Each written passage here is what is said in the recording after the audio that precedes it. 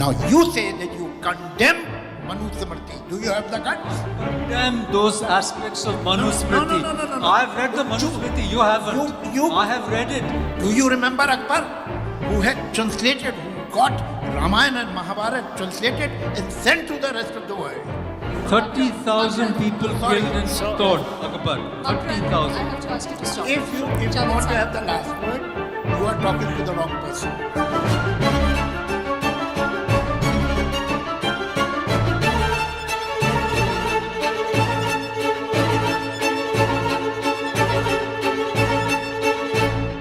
We're here today to discuss a pretty delicate and tricky topic, which is that what is the role of religion in our time, and do we at all need religion in the 21st century?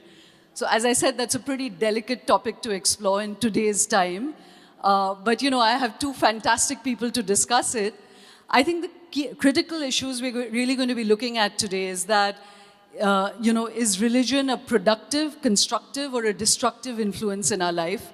And there's a Pew report, a global report, that said that by 2050, the religiosity of people is actually going to go up to 87%, and that people across the world are going to get more and more religious.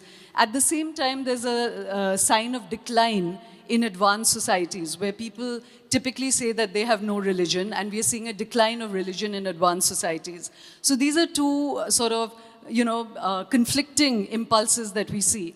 And finally, there's another Pew report in India which showed that 87% of our country people see themselves as religious, but they hold religious diversity as a very important part. 80% say diversity, respecting other religions, is an important part of being Indian and an important part of being whatever religion they are.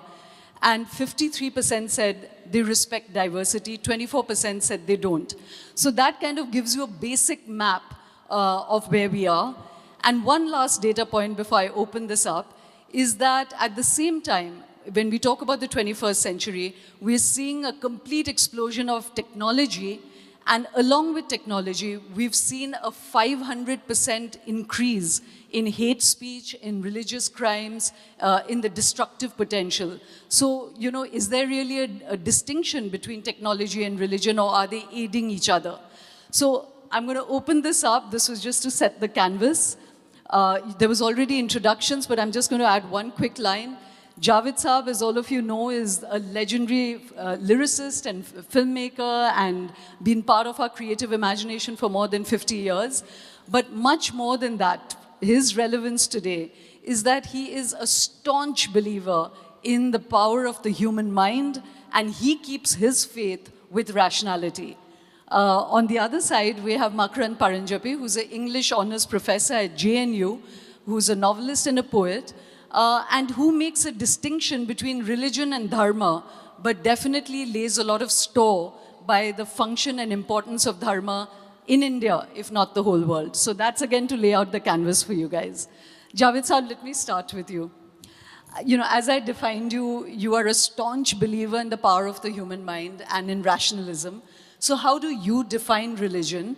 And what to you is the heart of why you see a major antithesis between religion and, say, a life of reason and science and, the rational life?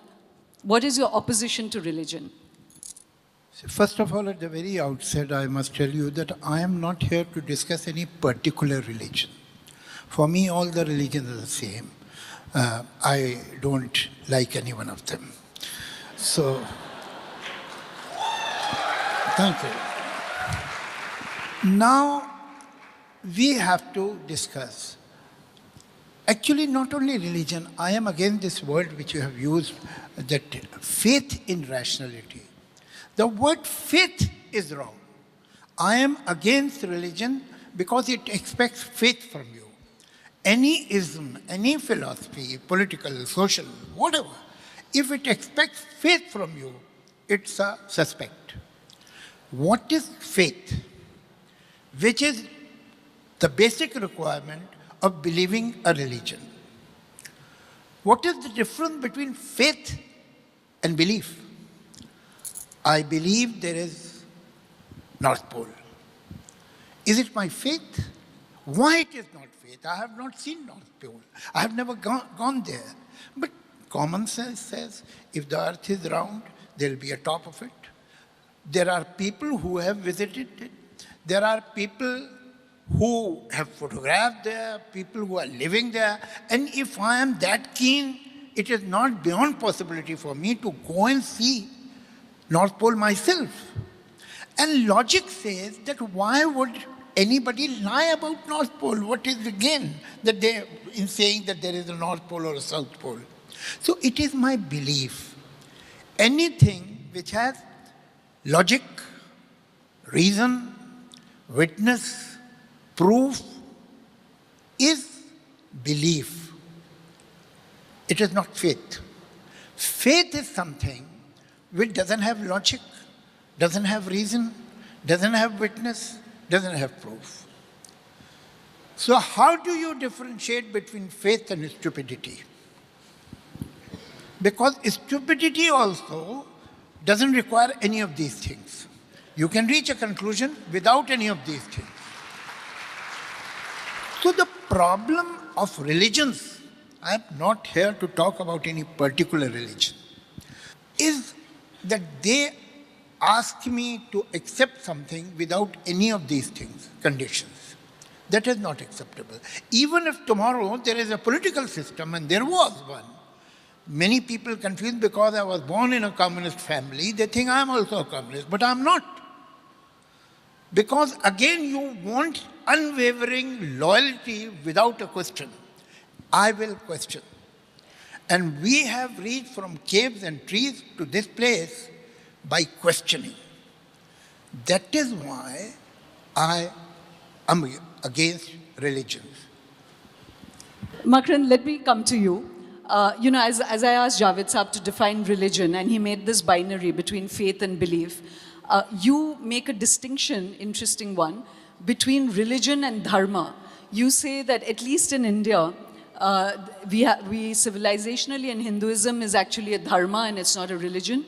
And you have made the statement that the fight in India is not between religions, but between conception of religion. So before we start exploring further, how do you define religion, and what is this distinction you're making between dharma and religion?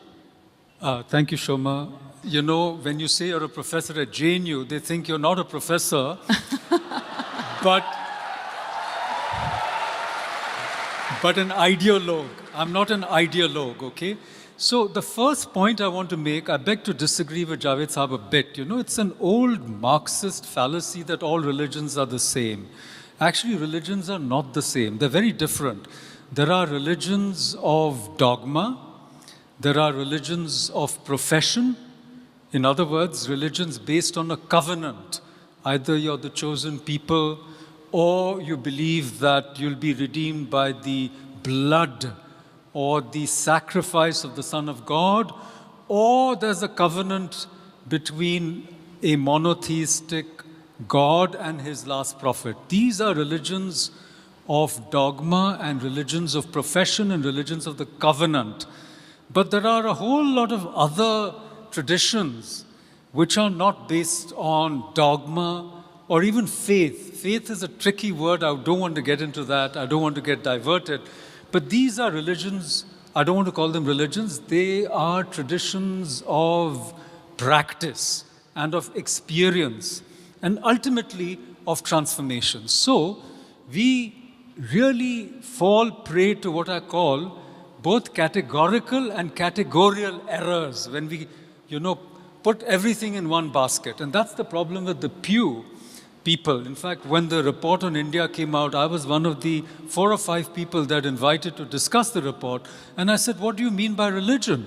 Your fundamental flaw is you don't define religion. Nowhere in the Pew, entire website is religion clearly defined. I think that in India, just think about it, regardless of what your mother tongue is, there is no word for religion, Javed Saab. See, if you're a great poet in Urdu, you use the word imam, and many Hindus will use the word dharm or dharma. But that's not a translation of religion. For example, Javed Saab is anti-religion. But he's not Be'iman. If anybody called you Be'iman, you would say, I'm not Be'iman. Similarly, I'm not in favor of religion, but I don't want to call myself a dharmic. I believe I'm a dharmic person. And being a dharmic person doesn't require a belief in God. So, coming back to your point, we are not a religious people. We are a dharmic society. But I want to throw in another word, which is also a bit of a complicated word. We are also a spiritual people. What does that mean? That's where Javed Saab and I will disagree. We are not materialistic. You know, if you look at all the different traditions in India, very few were purely materialistic. Everyone felt that consciousness is not just, you know, the same as the organ of a body like the brain. You made this distinction between the dharmic civilizations or traditions and religions which are a covenant with one God. So then, are you making a distinction and a hierarchical distinction in your mind, or at least for you, between dharma, so say Hinduism, and are you putting Abrahamic or Semitic religions like say Christianity or Islam at a lower level in your scheme of things? No, I don't hierarchize, you know, because you see these value judgments are all based on very flimsy prejudices, you know, and your own indoctrination and your own conditioning. But here's the thing, these monothetic systems, I don't even call them monotheisms because theos means deity, God. In fact, Deva and theos are the same word. They mean the shining ones originally, okay? Deos, theos, deva. But by monothetic, I mean things which believe in one book, one doctrine, you know, one ideology. Communism, for example, you know, with due respect, because the progressive writers, this is the tradition we have from Sajjad Zahir, you know, who used to hang out at Nanking restaurant with Mulk Raj Anand and places like here where Khwaja Ahmad Abbas and others really influenced the, you know, Hindi film industry. I mean, they lost the battle for Pakistan, but they won the battle for Bollywood. But listen, the point is, these systems have created havoc in the world. The monothetic people have created a lot of destruction all over the world. Now, that doesn't mean that others haven't, okay? Like Japan was a colonial power too, and quite brutal. Makran, Just to finish, just let me finish. So I don't hierarchize. But I want people to think about these things, you know. Whenever someone says only my way or hell, fire, or my way is the only true way, you know, which is not the Indian way. The India, we have pluralism, okay? So pluralism means, see, the Jains have anekantavad, syadvad, okay?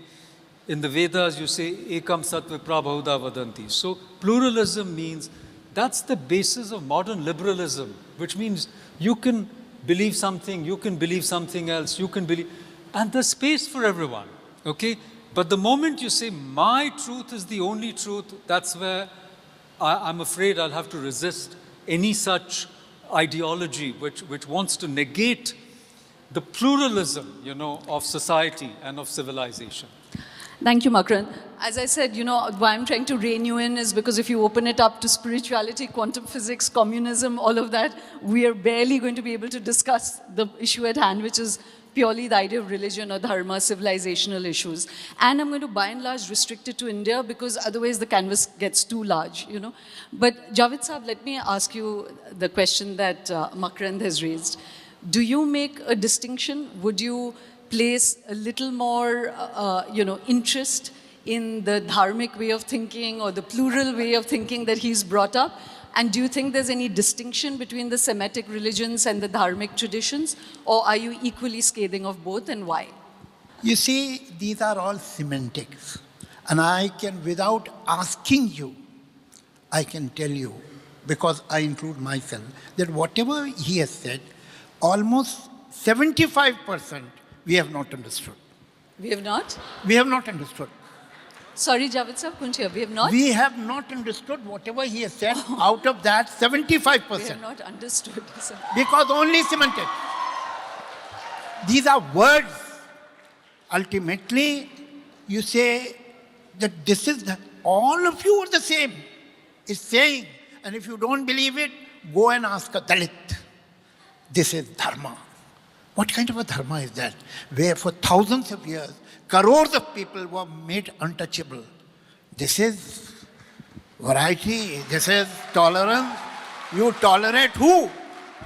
You tolerate Nadir Shah or Temur.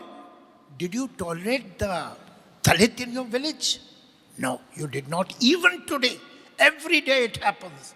So don't give me this dharma story. These are words. You go to temples, you are very bothered about those temples that you have lost. I wish you luck, you may get all of them. Because it doesn't concern me. I am neither interested in temples, nor in mosques, nor neither in churches. Don't feel superior because you don't believe in one God, you believe in many. In my eyes, both are equally wrong.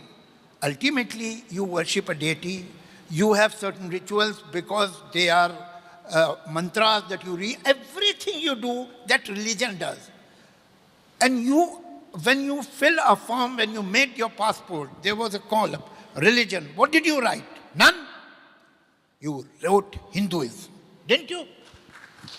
So let us not hide behind these so many, a fog of big words. Let's be realistic. For me, whether you believe in one God or 30 crores, it doesn't make any difference to me as long as you believe. You have beliefs and that makes you irrational. Irrational. What is the difference between us and rest of the creatures? Rest of body is almost the same. A heart, a kidney, a liver, a stomach is like any other ape. The only thing that makes us different is mind, brain, logic. And where does it live? In the brain. Acha, now when we say brain, people think we are talking of only conscious mind. When you say inspiration or it came from somewhere else, it doesn't come from anywhere else. It is your mind. If it comes from somewhere else, it should come in Greek, Chinese, Hebrew. But it comes only in the language that you know. You have lost a key. And you are looking for it and you are trying to remember, where did I put my key? And you can't remember it.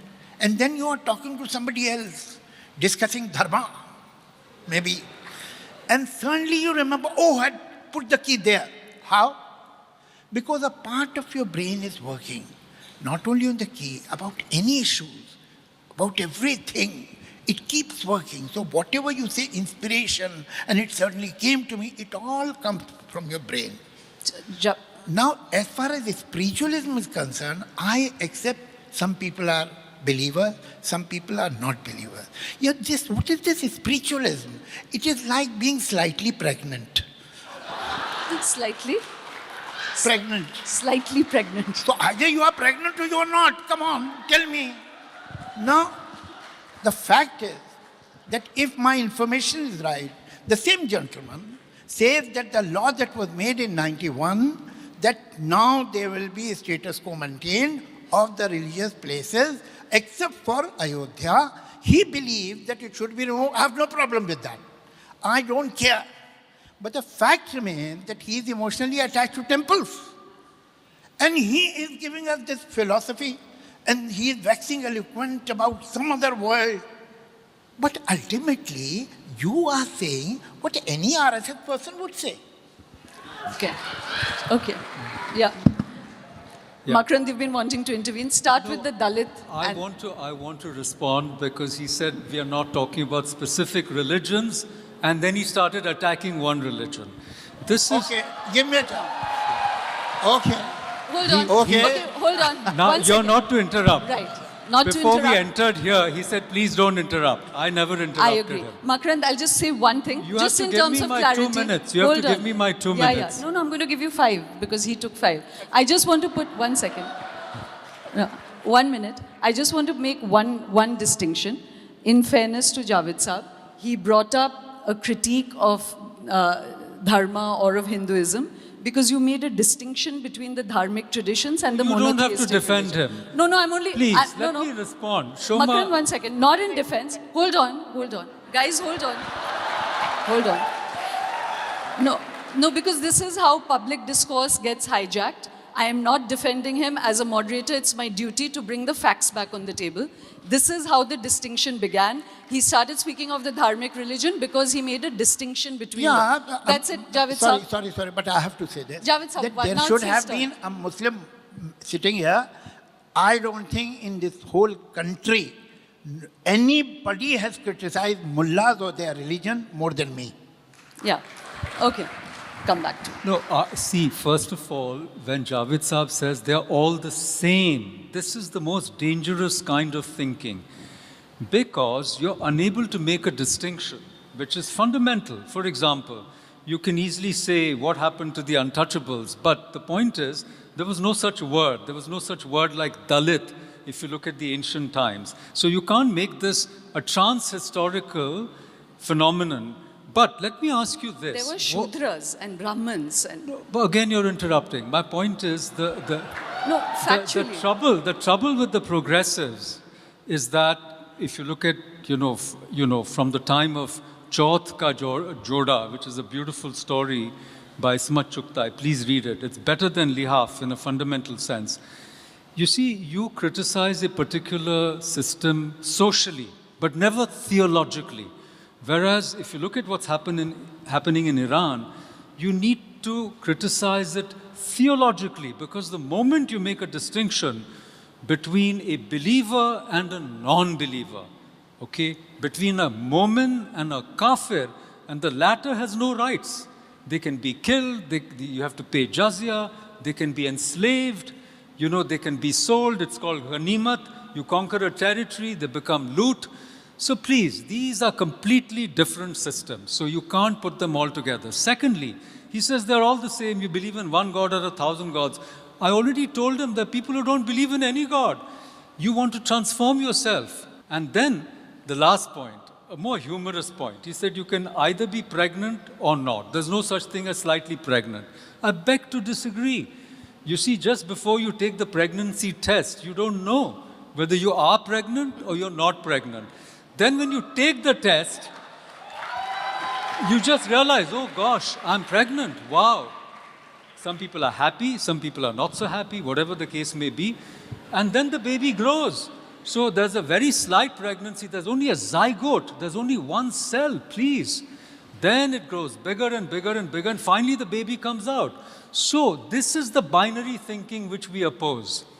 It's either this or that. No, it can be this and that and something in between. And he's absolutely right about one thing. Consciousness is very complex. He's right, because even the cells of consciousness, okay, even this table, even this carpet is conscious. So we have to open our minds and not be prejudiced, with due respect, Javed Saab. And please don't brand people. You're RSS, you're attached to Ayodhya. I mean, what kind of logic is this? इसको कहते हैं आक्षेप डालना, किसी पे आरोप लगाना, सबूत के बगैर, okay?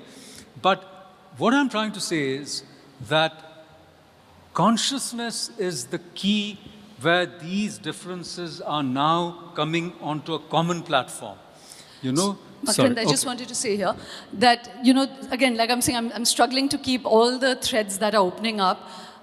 When Makrand is talking about consciousness and quantum physics, and Javed Saab is laughing at it by saying, oh, these are complicated words, and so that, again, I would say is not fair, because not knowing about something and not going deep into a topic is not a good reason to laugh at it. Because when there is, and for instance, when you think about the Vedanta or the Advaita, there are studies in Johns Hopkins and elsewhere where there's a new study called the neurotheology, which is the neuroscientific basis of theology, because science is beginning to explore all this. But these are complicated areas. I'm not going to go into it. I just want to say it's not fair to laugh at it because it's complicated. But I want to come back to this very important distinction, because if the topic that the organizers chose is religion needed? And what's the role it's playing? So you have been constantly making this distinction between the Semitic religions, the monotheistic religions, and the Hindu Dharma, for instance. I want to ask you a very pointed question. Let's for a moment assume that, even going by your logic, that there is a distinction because the other traditions are more open, more embracing, etc. They have cultural issues, caste issues, but theologically or cosmologically, they're more open. But now let me ask you, since we're talking about religion in this time, that the Hindutva articulation of Hinduism, would you accept that it is taking Hinduism down a slippery slope? It is mutilating the idea of Hinduism, and in fact is turning all religions, Muslims, Hindus, Christians, into a tool of identity, which is very, very harmful for society. Would you agree with that? So, Shoma, this is the deal. The point is very clearly that religions of dogma, religions of belief, and theological systems are really, should I say, anachronisms in our time, okay? As society evolves, as human beings evolve, the world is going into a much more plural space, okay? And you ask, who needs religion? I'll tell you who needs religion, who's using religion. Even if you and I don't want that kind of public display of religion as identity politics, the politicians want it. And now that you brought up the Hindutva word, because many of these are only veiled attacks on Hindutva, which is really a veiled attack on a particular political dispensation that has taken over India. So if you ask, whom does Hindutva threaten? A very simple answer will be, it's not that Hindutva threatens Hinduism. Hindutva threatens the Congress party. One second. Hindutva, let me finish, okay? Hindutva threatens the Khan Market gang. They are getting dislodged, okay? It doesn't mean that a political mobilization on religious lines was not done earlier. So, this whole Hindutva versus Hinduism debate, okay, is itself something we have to question. Because where is it coming from? Makran, just hold on. In the same spirit as I've been calling out Javed Saab or things that he's saying, I want to call this out. You just told him that by him calling you RSS wala, that he is resulting in labeling without sabut.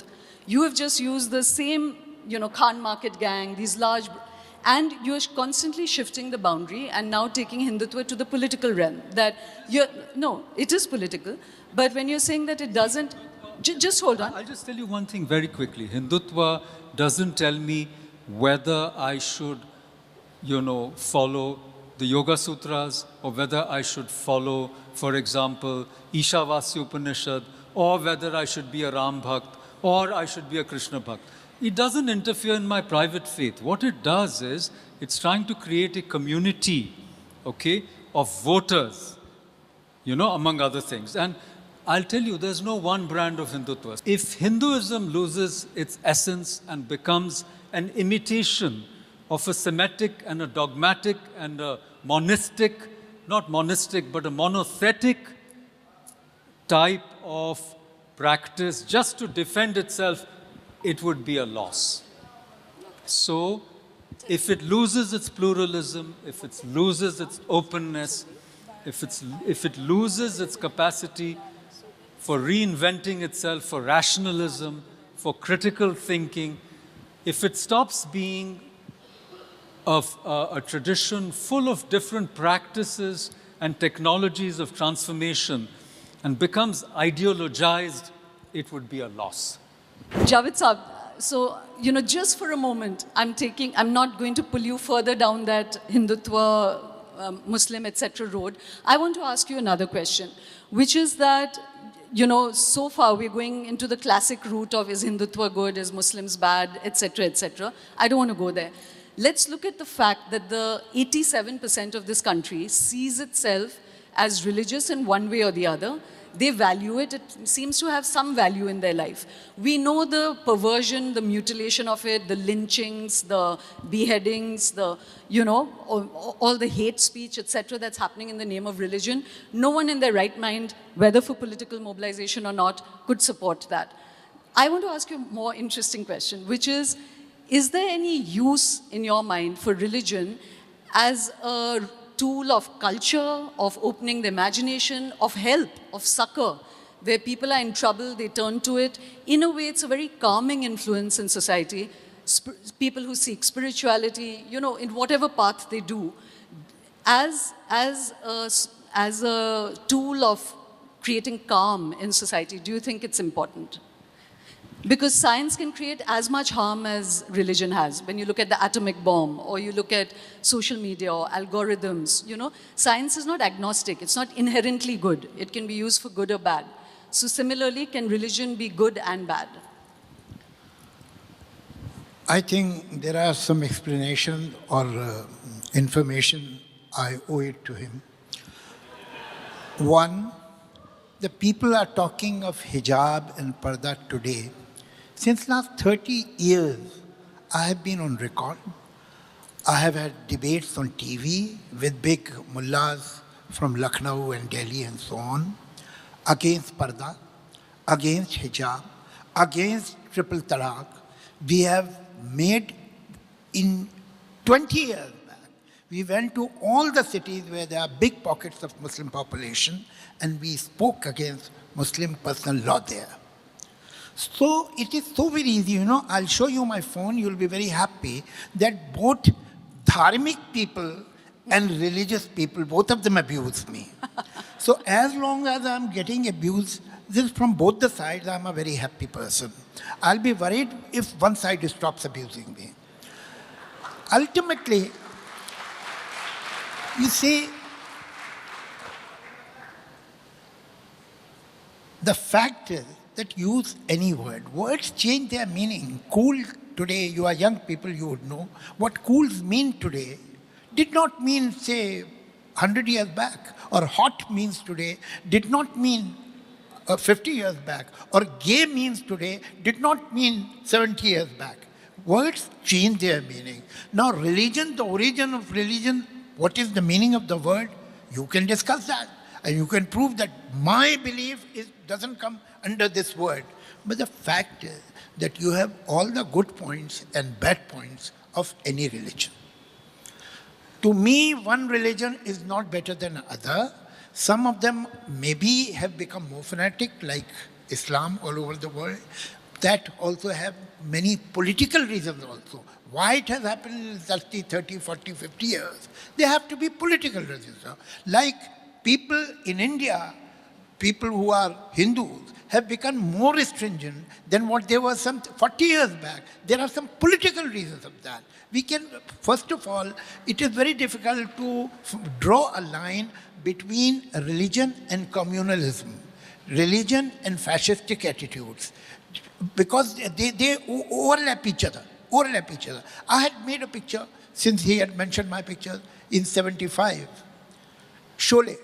There was a scene where Dharmender hides behind Shivji's murti, and he speaks from that place, and Hema Malini says, Shivji is talking to her.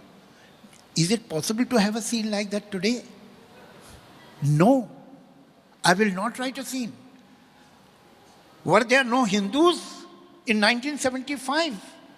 Were there no dharmic people? There were. As a matter of fact, I'm on record, I'm not saying it right here. You go, and Raju Hirani and me, we were in Pune in front of a big audience, and I said that don't become like Muslims. Make them like yourself. You are becoming like Muslims. It's a tragedy. What is our strength in this country? What makes us different from others? Why do we have democracy? Which you don't find till you reach the Mediterranean coast. Because what he said is right. That this is also true, this can also be true. This also can be believed, that also can be believed. And there was Hindu relationship with his god, a deity, was not of master or slave, but of an elder who is friendly, with whom you can even joke. And I can give hundreds of examples where they had this elbow room, this liberty. As a matter of fact, this is being curbed today. This is being taken away from Hindus. And they are being made like Jews, like Muslims, like Christians. It's a tragedy. They don't understand it. You take any belief of religion, it is absurd. It is absurd. How can a grown-up when you were children, you had tooth fairy, you had Santa Claus, you had bhoot, there was something like Lakad Sungha in UP. Lakad Sungha used to be a man because UP, the afternoons are very warm and hot, and children used to play outside, so they had to be stopped. So they say, Lakad Sunghas come. They have a small stick in their hand, they put it under the nose of the children faint, they put them in the bag and take them away. Now when we grow up, we know there is no Lakad Sungha, we know there is no tooth fairy, we know that there is no ghost. But one thing is left, and that is God. God is the Santa Claus of adults. Makarand, I have to just, again in the interests of sticking to some of the arguments raised, you started off by praising the dharmic religion for plurality, traditions for plurality, etc., etc. But you were making a spirited defense. Javed Saab has destroyed the Muslims and Christians, so I'm not going there. I'm sticking with the Hindutva-Hinduism dichotomy, because you said Hindutva is not asking Hindus to do Krishna Bhakti or Shaiva Bhakti or Vishnu Bhakti. But when Mahua Moitro said Kali is alcohol drinking and meat eating, people went bananas, Hold on.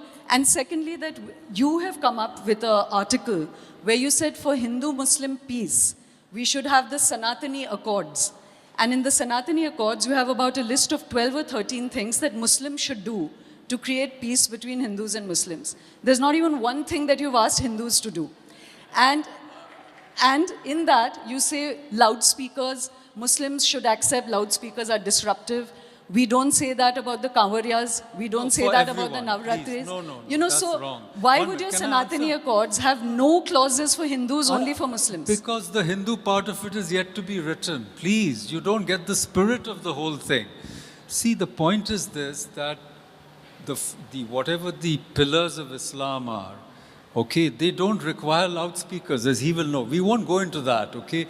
This is all a whipping up of identity politics. No, you made it part of your accords, that's why I brought it up. So you have to start somewhere. See, I want to read you one little thing. See, first of all, I want to go back to the original question. Is religion needed, okay? And I want to answer it by saying whatever is irrational, whatever is dogmatic, whatever is violent, and whatever is against, humanity in religion should be given up. This is what Vivekananda said in 1893. He says, let's strike the death knell of all fanaticism. Okay, so a rational approach is absolutely required. And yet, as Marx said, and as Javed Saab also said, religion is an opiate. And opiate doesn't mean it's always bad, because without opium, there would be no pain killing. There would be no medication. There would be no anodyne for pain, okay? Actually, civilization is the management of pain, and religion is one of the ways to manage pain. Lenin was much more against religion in a different way. But we won't go into that. The real point is, religion as ethics, fine. Religion as a way to order your life, dharma, okay? Like dharma, artha, kama, moksha, fine. Religion to hate other people, to divide them between believers, non-believers. Religion as a way to control other people's conduct. Religion as a way to divide men and women. Absolutely not. Give it up totally. So but who is the one who's clinging to it? Well, not just the politicians, the filmmakers do it. In Sholay, you mentioned Sholay. The Muslim is always pious, okay?